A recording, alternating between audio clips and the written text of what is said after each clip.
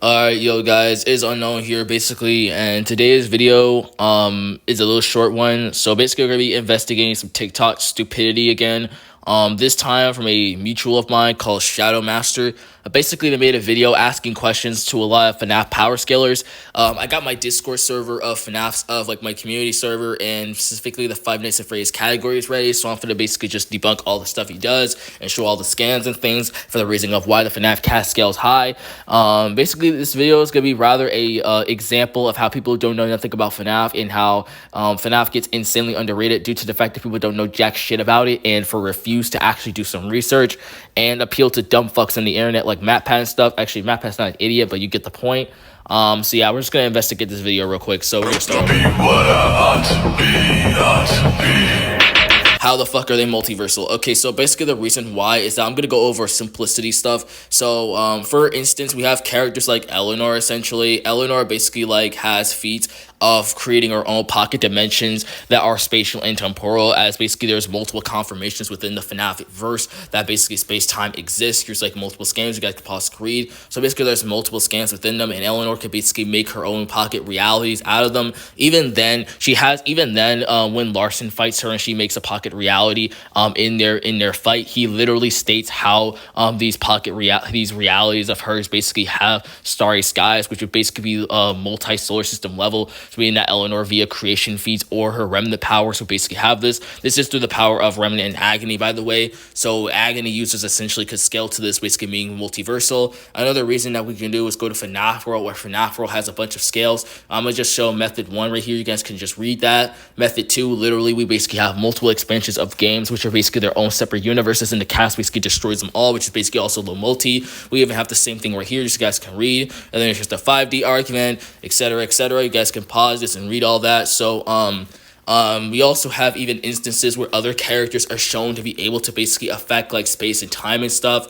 For an example, it's Glitchtrap. Literally in Matt's game, he takes it over and does whatever the fuck he wants with it. The same game that like has a confirmation of having space-time within it. So basically that would be that. There's a couple other feats I could show, but you know, you get the fucking point. This isn't the actual creator of Fnaf World or games. Okay, so yeah, he is kind of right. Anim Dude is more so like the representation of Scott Cawthon, but either way, he still has scaling on Fnaf World's cosmology and stuff. So this doesn't necessarily debunk anything. So good job, you didn't debunk anything, my friend. So them being the creator is just stupid since this isn't the actual creator. Yeah, okay, I don't really give a fuck about this part. But we aren't above last.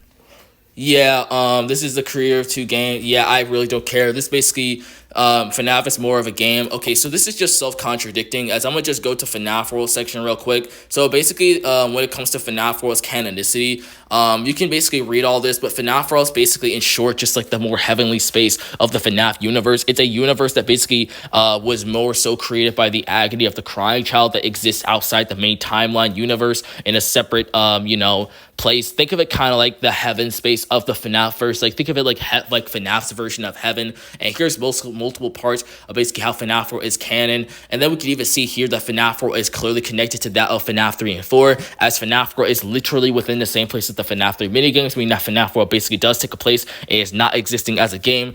If you got that from the Ultimate Guide, that was literally under the theories part, so meaning that it's not even an actual thing. So good job, my friend, you don't know nothing. Let's continue on. Laughing at ourselves. Ha ha. It explains how Freddy and the rest of the old games are on the rest, and old games look like they're teleportation around. No, these are basically just Fazbear Entertainment literally covering up for their passes. That's literally one of the simple basics of how it wanted. So basically thank you so much for proving that you don't know anything about FNAF. We're gonna continue on. If Springtrap above space and time, like some stands are saying.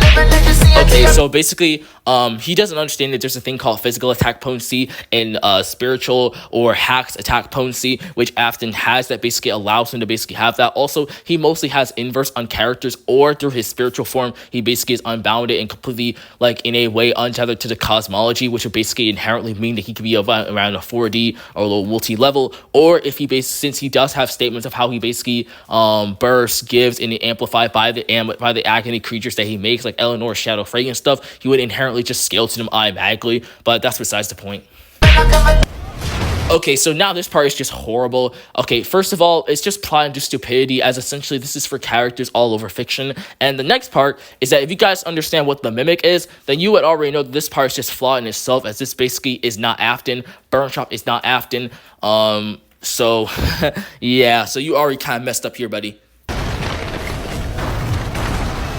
If you don't know, being above space and time, where you could go anywhere or anytime, no, that doesn't necessarily mean at all that this is just simply a complete misinterpretation of how the theory system and how space and time works. If you are basically above space and time, then essentially that doesn't necessarily inherently mean that you go anywhere. It just essentially means that you are in a level where basically space, time, and stuff is just completely nothing to you, or that you are basically on a level where you're basically like relative to it or slightly transcending it in a different type of context or way. So thank you once again for not understanding anything at all. Let's continue on.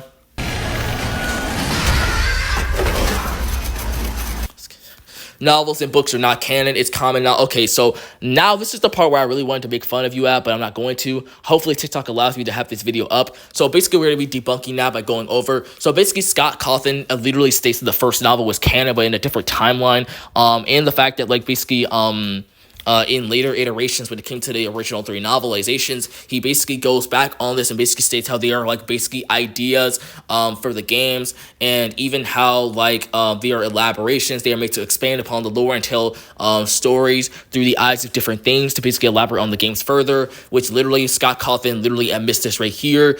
He admits this about the original 3 novel trilogy, aka Silver Eyes, Twisted Ones, and the 4th Closet novel, which was even also told right here too through Afton and shit. So thank you once again. And then when Scott basically talked about the Fazbear Frights, he literally addresses them as a canon books and how they're basically meant to basically solve the games and all that. This was Scott's original assertion right here.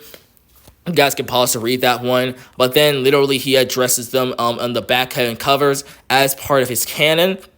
And they have direct continuity of the game. Chica's soul being confirmed through the Fazbear Frights and the Stitch Ray Stingers or Stitch Line games, where essentially they literally take place right after Fnaf 6 and have complete ideals of them. So basically that was also the thing. Also, we have the Tales books, which were once again introducing the Mimic, who once again came to the games. And along with that, the Tales books were literally addressed as being within his canon, and how they basically are literally within the same universe as the games. Even Scholastics, who work under Scott, literally confirmed that they are basically within the same timeline as the newest games, meaning that it is completely canon to Security Breach, Ruin, and Fnaf AR, and Help Wanted and stuff. But I digress. But you don't know nothing about Fnaf, so it's kind of funny to me.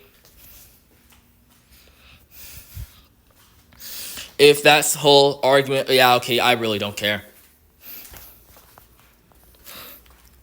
A show a feat of actually doing something multiversal. Okay, so basically you don't necessarily have to do like a physical entire feat of basically sort of like the multiversal. He already has inversal characters who have multiversal feats, or should be compared to characters that basically have different types of feats and stuff. But hey, since you don't know that, unfortunately this video is being made by you, but that's besides the point. Can become so dense that this is basically just him appealing to Matt Pat and stuff. This is literally Scott talking about the original novel trilogy, as he made completely different statements when it comes to basically the Fazbear Frights and Tales books. So yeah, overall, thank you, Shadow Master, for showing me that you don't know nothing about FNAF, and you proved to a lot of people that you don't know nothing about FNAF either, but that's besides the point. Yeah, if you guys enjoyed this video and want me to make more debunking videos, I'll probably show my face again, maybe, just depends really, but yeah, if you want me to make fun of dumb shit like this, yeah, just, drop a follow, I guess. So, yeah, peace.